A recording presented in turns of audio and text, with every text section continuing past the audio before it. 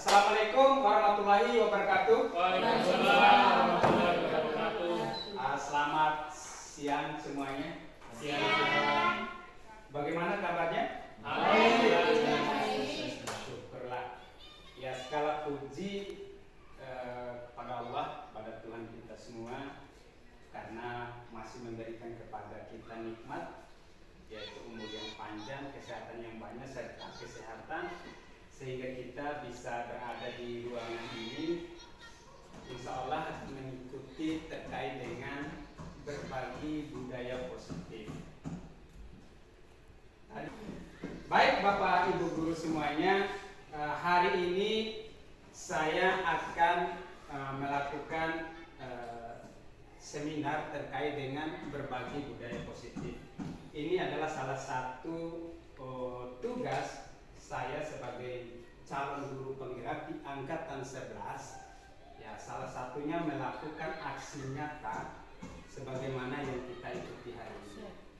Yang perlu guru gerak ketahui, ini bukan saja sebagai aksi nyata saya, akan tetapi ini adalah bagian daripada bagaimana kita itu bisa mengimplementasikan di sekolah kita terkait dengan budaya positif di sekolah kita cinta ini.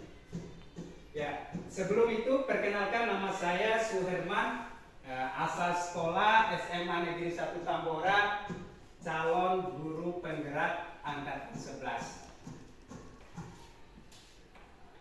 Ini konsep inti budaya positif yang akan kita bahas pada hari ini. Yang pertama, perubahan paradigma pelajar. Yang kedua, disiplin positif. Yang ketiga, nilai-nilai kebajikan. Yang keempat, kebutuhan dasar manusia. Yang kelima, motivasi perilaku manusia. Yang keenam, posisi kontrol guru. Yang ketujuh, keyakinan kelas. Yang kedelapan, segi 3 restitusi. Jadi ada 8 poin yang akan kita bahas pada hari ini terkait dengan konsep inti budaya positif.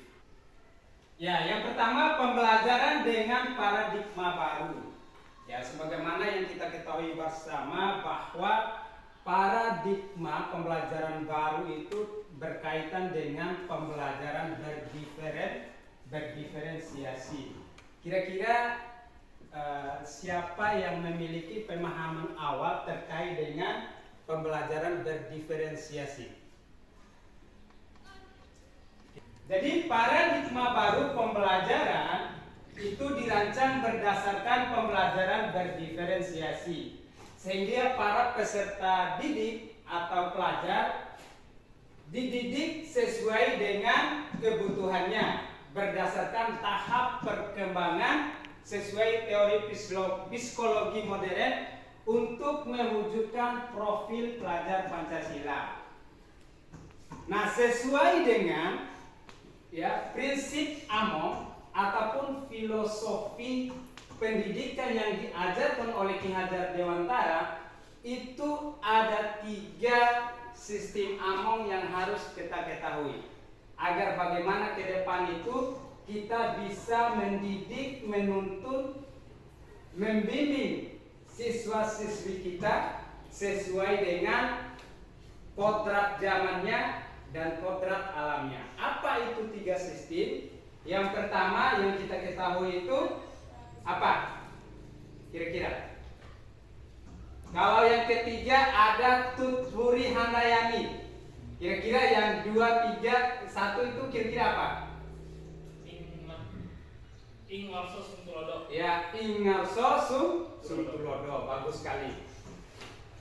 Ada yang bisa mengartikan Ingarso Suntulodo? Ya, pausna. Di depan menjadi pemimpin. Ya, di depan menjadi pemimpin atau teladan.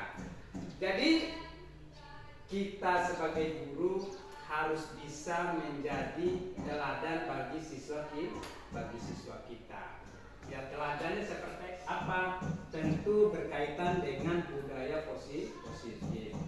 Sederhananya guru datang duluan. Ya, guru datang duluan. Tepat waktu. Datang tepat waktu. Artinya disiplin waktu. Disiplin waktu. Bagus sekali. Ada yang bisa tambah? Salah satunya? Guru harus bersikap baik terhadap siswa. Ya, harus disiplin waktu. Datang sebelum siswa duluan di sekolah. Sehingga kita itu ya bisa menunggu di pintu gerbangnya. Jangan sampai ya terkadang kita ini ya sekali-sekali dibuang siswa daripada kita, daripada guru. Ya, next. Ini yang kembali tadi terkait dengan diferensiasi tadi. Ya, saya membahas sedikit terkait dengan pembelajaran berdiferensiasi. Jadi pembelajaran berdiferensiasi ini adalah pembelajaran yang mengakomodasi ya seluruh kebutuhan siswa. Ya, jadi proses pembelajaran kita itu harus berdasarkan pada kebutuhan siswa.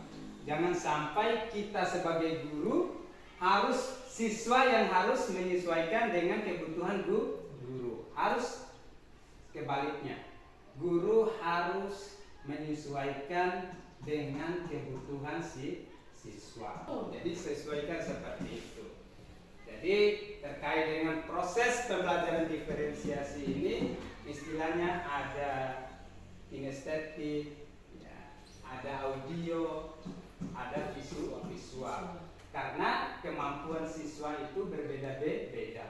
Ada yang kemampuannya visual, ada yang kemampuannya audio, ada kemampuannya kinestetik. Jadi bagaimana kita mengetahui kemampuan siswa ini? Tentu melalui asesmen awal atau penilaian awal terhadap siswa-siswi. Misalnya pada proses MPLS kemarin, di situ kita memiliki ujian ataupun tes untuk anak-anak. Nah, disitulah kita bisa melihat mana yang memiliki kemampuan kinestetik, mana yang memiliki kemampuan audio, dan mana yang memiliki kemampuan visual. Itu ilusi, ya.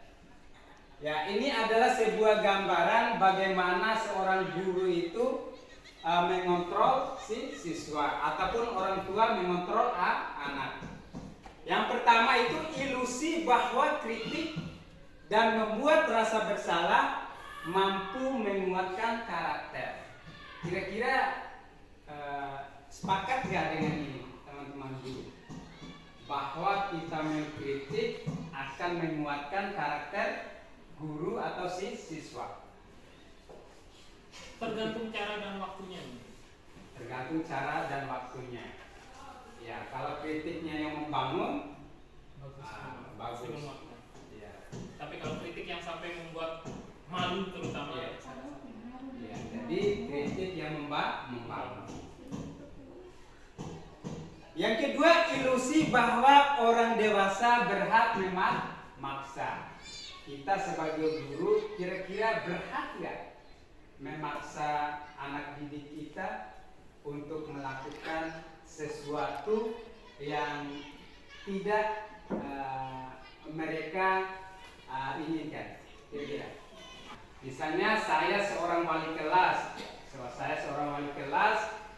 lalu ada jadwal piket kan? Ada jadwal piket. Nah, pada hari itu hanya satu orang piket saja yang hadir. Ya, bagaimana wali kelas ini bisa bekerja sama dengan yang satu orang yang hadir tadi itu dengan siswa-siswa yang lain. Jadi memberikan petunjuk itu tidak hanya saja melalui kata-kata maupun melalui jari telunjuk, melainkan harus bekerja sama ataupun berkolaborasi. Misalnya ada sampah di sekitar kelas, ya guru ikut pungut sampah sama siswa-siswi gitu. Itu maksudnya contoh daripada memberikan salah satu budaya positif tadi. Yang ketiga, ilusi bahwa semua penguatan positif efektif dan bermanfaat. Kira-kira ilusi ya?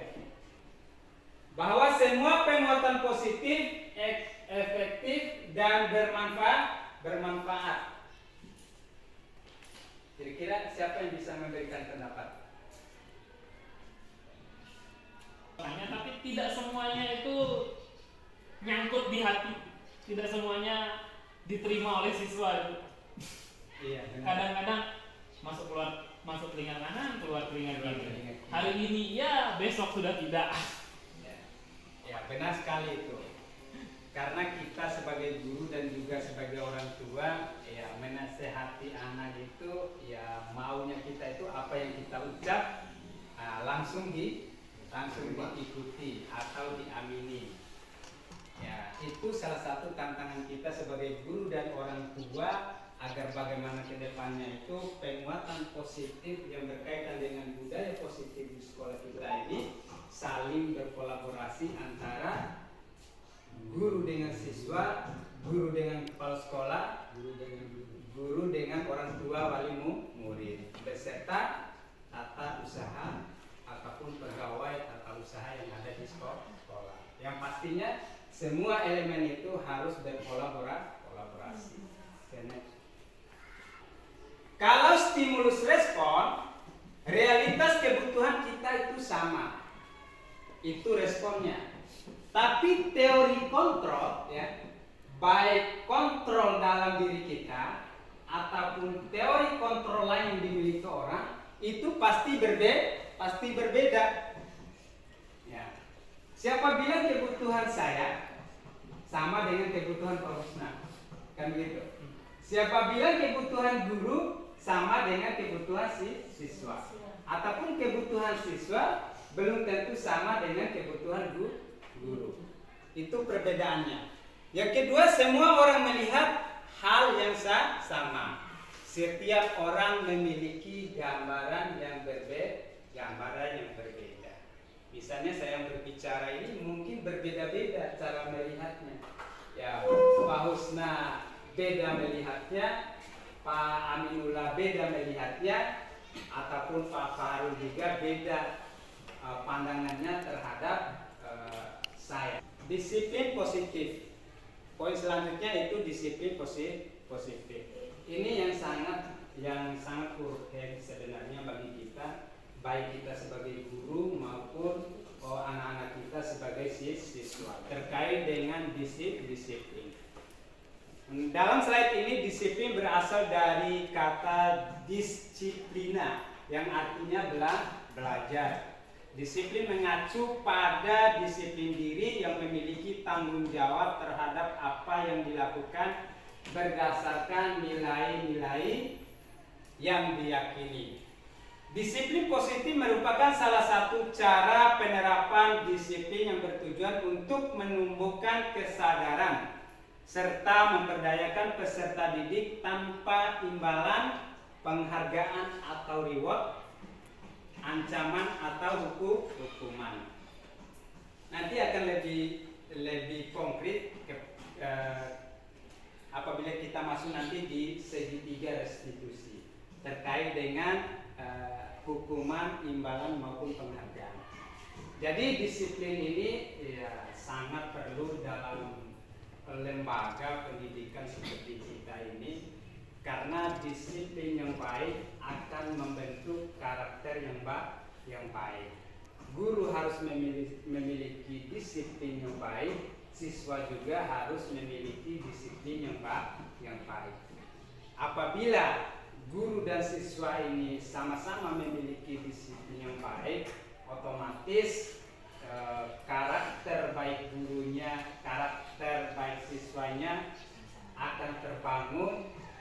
Sebuah lembaga yang kita cintai ini, sebuah lembaga yang memiliki warga-warga yang memiliki karakter yang baik tanpa imbalan penghargaan atau reward.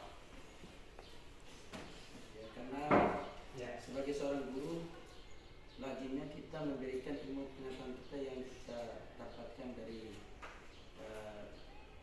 pembelajaran kita dan mentransferkan kepada siswa kita. Karena dengan melakukan pembelajaran yang secara indah dan tanpa mengharapkan imbalan, itu akan melahirkan generasi yang cemerlang ke depannya. Ya, bagus sekali. Terima kasih Pak Aminullah.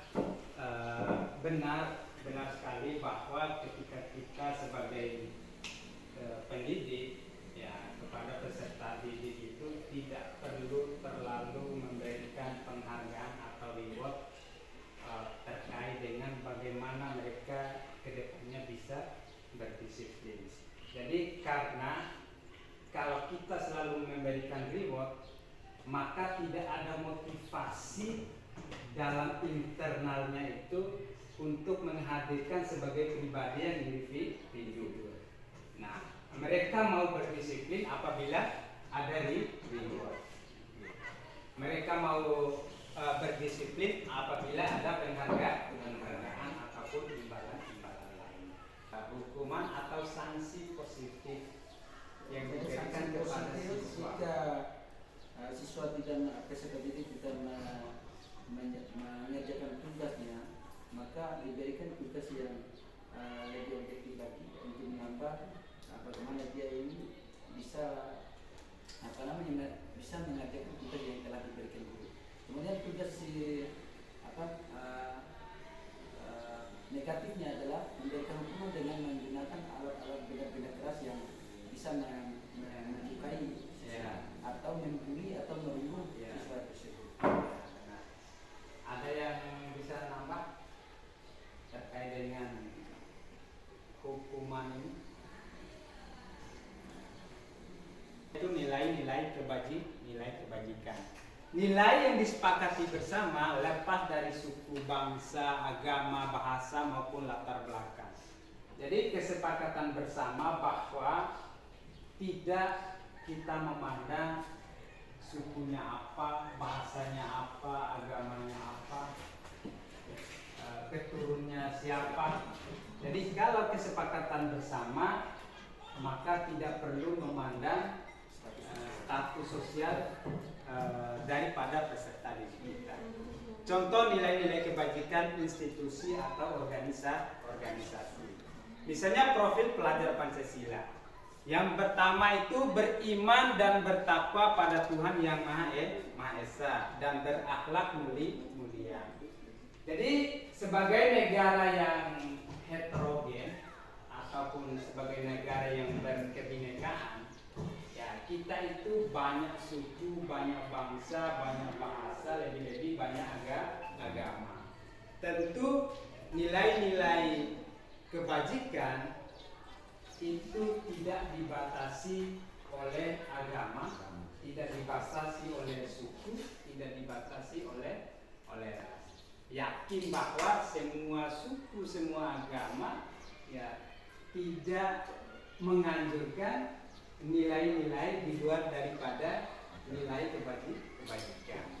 Itu maksudnya. Jadi saya yakin mereka itu beriman dan bertakwa kepada Tuhan yang diyakininya sesuai dengan agama dan kepercayaannya masing-masing. Yang kedua itu berkebinekaan global, gotong royong, mandiri, kreatif, dan bernalar kritis. Jadi inilah profil pelajar Pancasila.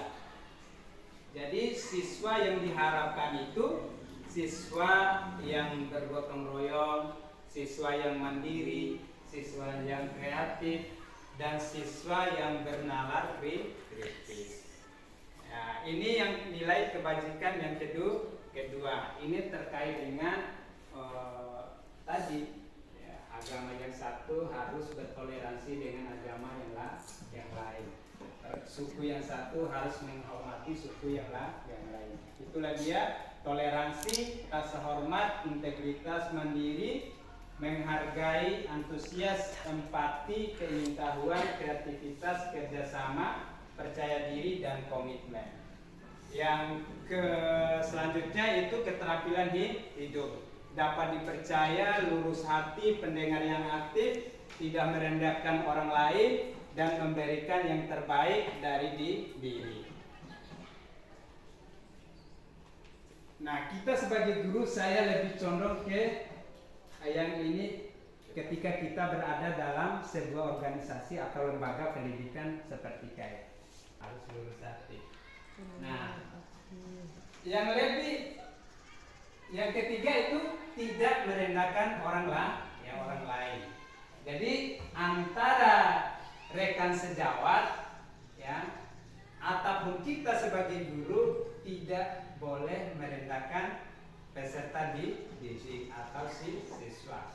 Meskipun sekalipun mereka itu tidak bisa menyelesaikan tugas apa yang kita berikan, ya kita tidak bisa merendahkan mereka karena hal tadi.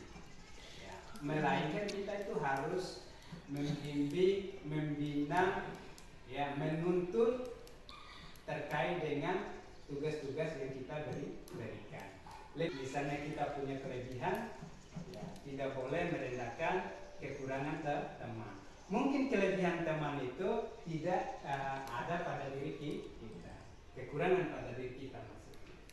Ya, tentu yang selanjutnya itu memberikan yang terbaik dari kita. Jadi saya rasa di sini itu memberikan yang terbaik yang kita miliki itu adalah baik pada siswa, ya tentu ya mentransfer ilmu pengetahuan itu adalah sebuah kewajiban kita sebagai guru. Lebih-lebih pada rekan sejawat yang mungkin kita kemarin itu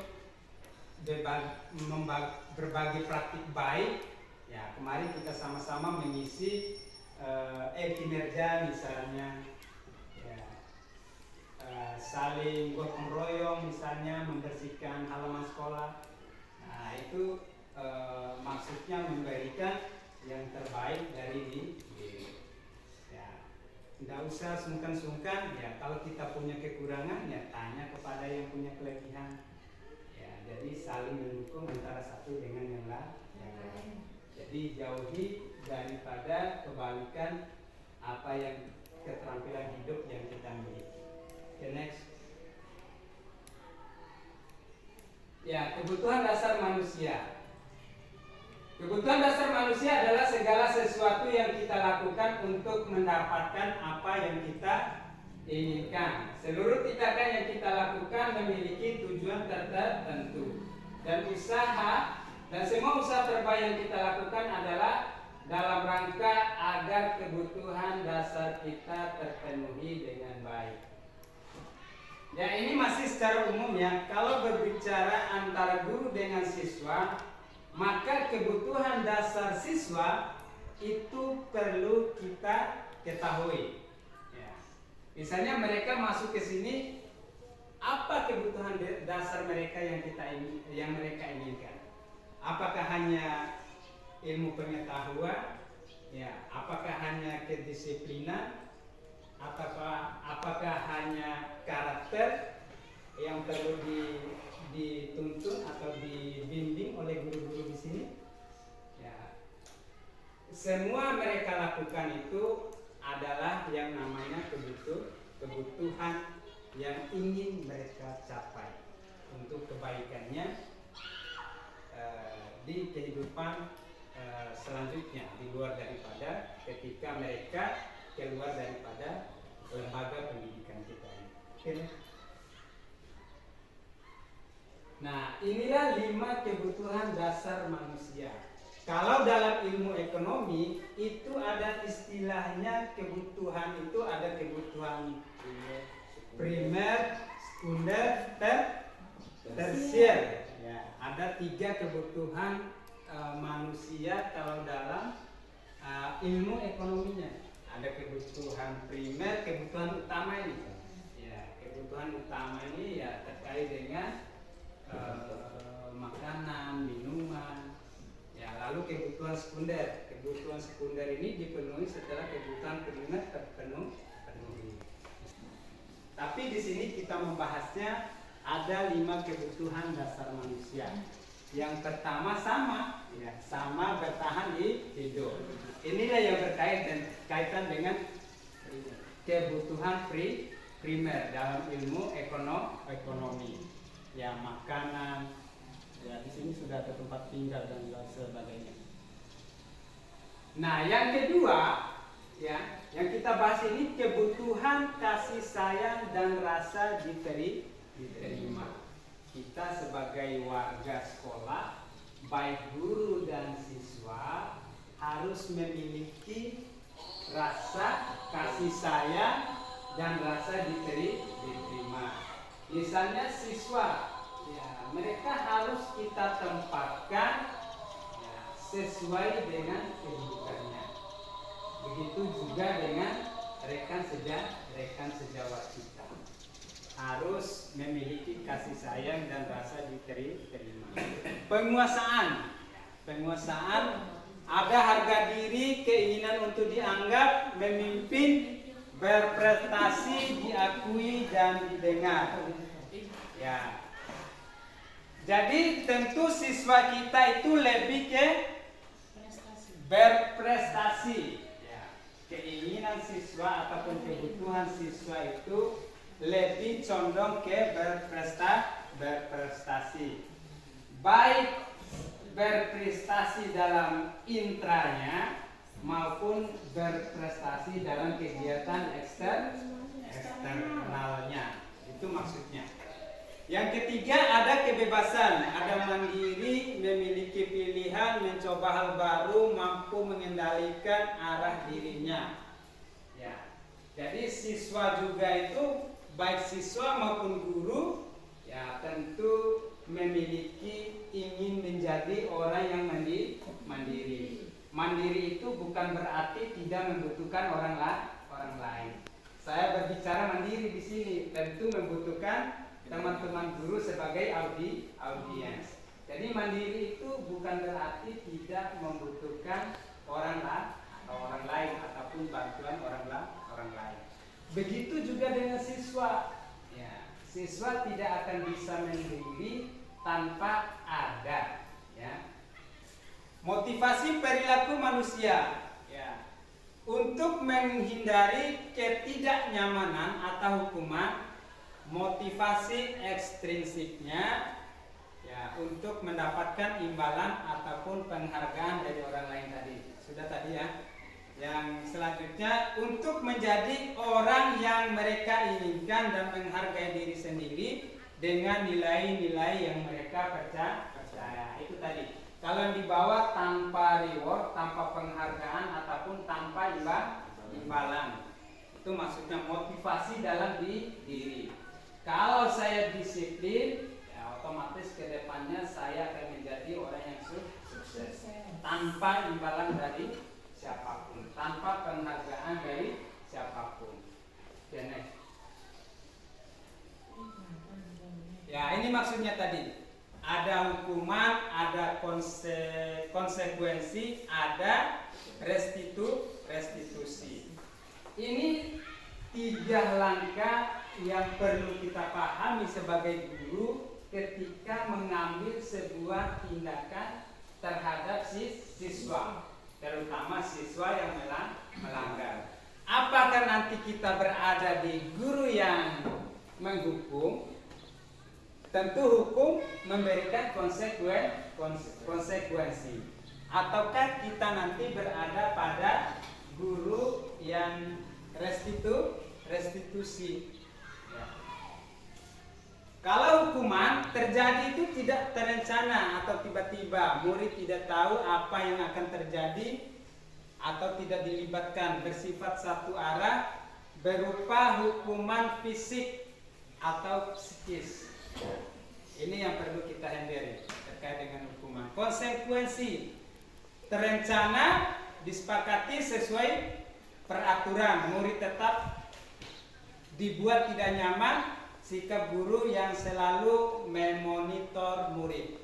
Restitusi, proses menciptakan kondisi bagi murid untuk memperbaiki kesalahan.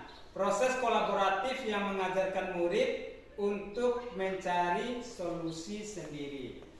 Nah, kemarin yang terkait dengan restitusi ini sudah saya ambil video bagaimana kita menangani siswa itu yang melanggar keyakinan kelasnya ataupun peraturan sekolah.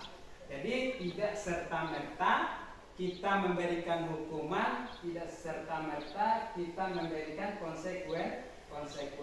Kemarin saya sudah ambil juga videonya ini Nah, saya ambil 2 orang siswa sebagai artisnya kemarin, saya aktornya, 2 orang siswa artisnya. Nah, 5 posisi kontrol guru. Ya, kadang ada guru sebagai penghukum. Ya, kalau ada siswa yang bersalah langsung dihukum. Biasanya guru BK yang gitu. Ya, biasanya guru BK, tapi bukan ibu nilam. Ya, biasanya guru BK. Kamu sudah melanggar peraturan sekolah ini. Kamu sudah melanggar keyakinan kelas yang sudah dibuat. Jamur saya di sana. Nah, biasanya. Jadi itu sifat guru penghukum. Inilah gambarannya. Pembuat merasa bersalah. Yang ketiga menjadi teman. Yang keempat menjadi pemantau. Yang kelima menjadi manajer. Nah, kalau menjadi teman, ya itu bisa kita pilih menjadi teman, tapi harus punya jarak antara kita sebagai guru. Bahkan ketika kita menjadi teman itu bagus juga ketika kita menemukan siswa yang menjadi akrab dengan kita yang tadi melakukan sebuah pelanggaran ataupun melanggar peraturan sekolah, mudah kita arahkan itu. Ya, mudah sekali itu. Sama halnya yang dilakukan oleh buser itu, ya biasanya mereka itu berteman dulu dengan pengguna narkoba ini, meskipun nanti diberitahu, dibimbing, sekaligus ditangkap. Nah, begitu kita kalau sebagai guru ya bolehlah menjadi teman, tapi menjaga jarak. Jadi pemantau. Yang ketiga itu, yang kelima itu manajer. Jadi memanage siswa kita tidak terlalu ke arah hukuman. Next. Ya, contoh penerapan 5 posisi kontrol guru. Kasus siswa tidak memakai atribut lengkap. Ini contohnya. Ya, hormat pada bendera selama 1 jam. Ini jelas hukuman. Pembuat rasa bersalah, kalimatnya berapa kali ibu harus memberitahu kamu. Kamu selalu saja mengecewakan. Ini membuat siswa kita itu merasa bersalah. Next. Nah, bagaimana dengan teman? Kalimatnya seperti ini. Ayo dong, ikuti aturan sekolah. Tolong bantu ibu bapak ya sekali ini. Ya sudah, tidak apa-apa, lain kali jangan sampai berbuat seperti ini. Jadi inilah cara-cara bagaimana kita menjadi seorang guru. Tadi ada penghukum, pembuat bersalah. Ini menjadi teman, pemantau. Kamu sudah melanggar peraturan sekolah, kamu tahu konsekuensinya. Setelah upacara kamu beli atribut ke koperasi dan jangan diulangi lagi. Nah, itulah cara-cara yang santun kepada siswa kita ketika siswa kita itu melanggar keyakinan kelas yang sudah dibuat maupun peraturan sekolah yang sudah disepakati. Oke, Putri, coba baca yang terakhir. Sebagai manajer, ketika guru sebagai manajer. Apakah kamu tahu kesalahanmu? Kira-kira bagaimana kamu memperbaiki kesalahanmu? Ini sudah ke arah menanyakan sebuah keyakinan pada siswa kita itu. Ya, tidak langsung menjas bahwa siswa kita itu tidak bisa berubah ketika melakukan sebuah kesalahan. Inilah kata seorang manajer ataupun guru ketika menjadi manajer seperti itu. Apakah kamu tahu kesalahanmu? Tentu yakin dan percaya siswa akan menjawab tahu Pak. Ya, keyakinan kelas.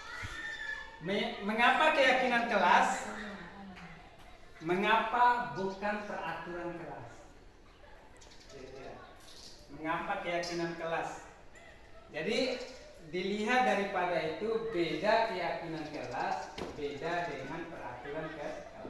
Kalau dulu kita itu ya kita kenal dengan tata tertib ya ataupun peraturan kelas. Jadi keyakinan kelas ini.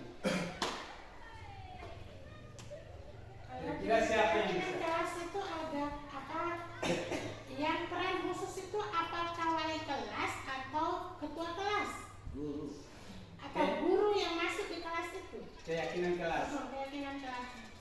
Mungkin kira-kira keyakinan kelas itu adalah kesepakatan antara guru dengan siswa pada saat melaksanakan proses pembelajaran. Ya. Jadi keyakinan kelas ini ya apa namanya ini sebuah kesepakatan yang dibuat oleh siswa itu, ya, yang dibuat oleh siswa itu sendiri berdasarkan keyakinannya, ya. Sehingga mereka melanggar nanti itu, ya tinggal kita tunjuk kamu telah melanggar keyakinan yang kamu buat. Misalnya, kira-kira keyakinan kelas siapa yang bisa memberikan contoh? Siapa yang bisa satu? Keyakinan kelas. Ya, saya beri contoh satu. Ayo. Yang pertama, Ya. jangan main HP di dalam kelas. Ya, jangan main HP di dalam kelas. Kalau masih ada siswa yang main HP di dalam kelas, tinggal tunjuk keyakinan yang mereka buat. Jangan dulu yang tunjuk ketika wali kelas nih, ya terutama wali kelas. Ya, buatkan kertas kecil-kecil ini, ya, pembentukan keyakinan kelas.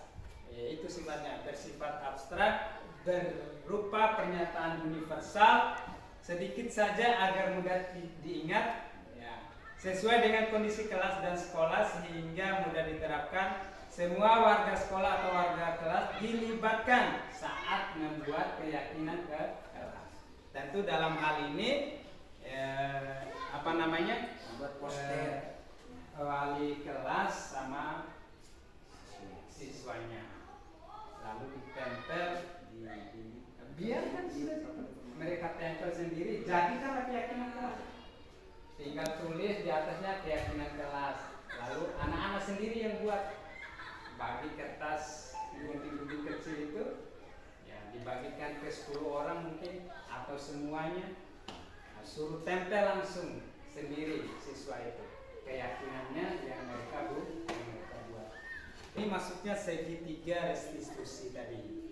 Jadi segitiga restitusi ini beda dengan memberikan sebuah hukuman ataupun konsekuensi. Kalau kita memahami segitiga restitusi ini, berdialog dengan siswa yang melakukan kesalahan, nah inilah langkah-langkahnya yang kita berbuat. Validasi tindakan yang salah. Jadi validasi tindakan yang salah ini menanyakan, ya, mungkin misalnya ada siswa yang tidur ketika proses mengajar gitu, ya tanyakan kenapa kamu tidur, ya, mungkin tadi malam membantu orang tuanya, mungkin tadi malam bergadang, mungkin jangan langsung memberikan hukuman. Ataupun ada siswa yang bolos, tanyakan kenapa siswa itu bolos.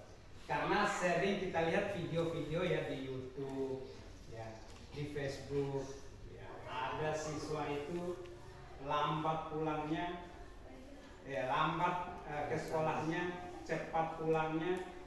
Ya. Guru itu hanya menjas, kok kamu terlambat terus? Ya, tidak menanyakan, tidak memvalidasi kenapa dia ini terlambat.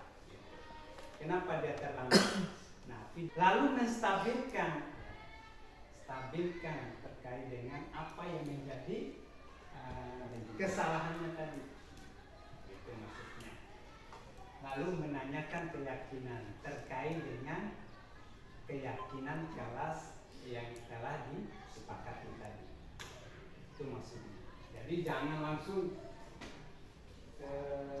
baru anak-anak kita itu masuk di gerbang itu kan langsung sini, kenapa kamu terlambat? Pusat. Lalu di depan teman-temannya kan secara psikologis, secara mentalitas anak itu terganggu psikologisnya, terganggu mentalnya karena langsung diberi hukuman di depan teman-temannya. Kalau bisa panggil dia itu di ruang guru, mungkin wali kelasnya, di ruang BP mungkin. Begitu maksudnya segitiga restitusi. Validasi tindakan yang salah, menstabilkan identitas dan menanyakan keyakinan. Oke, next. Ya, ini menstabilkan identitas. Inilah contoh-contoh dialog ketika kita menggunakan segitiga restitusi. Nah, ada kalimat-kalimat yang kita pilih. Misalnya menstabilkan identitas, berbuat salah itu wajar. Ya, berbuat salah itu wajar. Ya. Contoh yang kedua, tidak ada manusia yang sempurna. Pasti semua melakukan kesalahan. Lain kali jangan lagi berbuat seperti itu. Itulah contoh-contohnya. Next. Nah, validasi tindakan yang salah. Nah, ini maksudnya tadi. Kamu pasti punya alasan mengapa kamu melakukan hal ini. Kamu pasti punya alasan mengapa kamu terlambat. Kamu pasti punya alasan kenapa kamu tidur waktu proses belajar mengajarnya Pak ini, Pak itu. Itu maksudnya validasi tindakan yang salah. Sehingga anak itu bisa memberikan jawaban sesuai dengan apa yang menjadi kendala pada diri. Nah, menanyakan keyakinan itu maksudnya apa keyakinan kelas kita? Misalnya ada siswa ketika kita proses belajar mengajar, kita sudah buat keyakinan kelas, minta izin dulu baru keluar. Ya, ketok pintu baru masuk. Tapi ada siswa kita gitu, yang keluar tanpa izin. Nah, inilah tanyakan sesuai keyakinan kelas yang sudah dibuat. Itulah. Jadi inilah gambaran-gambaran bagaimana kita memvalidasi kesalahan, menstabilkan identitas, dan juga menanyakan keyakinan. Nah, penutup. Dalam penerapan program disiplin positif, hendaknya guru memiliki standar kepribadian profesional dan sosial yang baik, di mana guru mampu merefleksi dirinya posisi kontrol saat ini. Bagaimana perjalanan dirinya sebagai amo. Tadi sudah kita bahas pada awalnya, Pak Usna menyebut tadi itu ada ingaso suntulo tulodo. Yang kedua ingmadia mangun kaso. Jadi ingaso suntulodo itu kita harus berada di depan memberikan contoh. Ingmadia mangun kaso, kira-kira siapa yang bilang? Ya, berada di tengah, membangun motivasi. Yang terakhir adalah Tupuri Hanggaya, yang berada di belakang, mendorong siswa kita ini, bagaimana siswa kita ini bisa mandiri, kreatif, ya, disiplin, inovasi, berkarakter, ya, berakhlak mulia, dan beriman kepada Tuhan yang Maha Esa.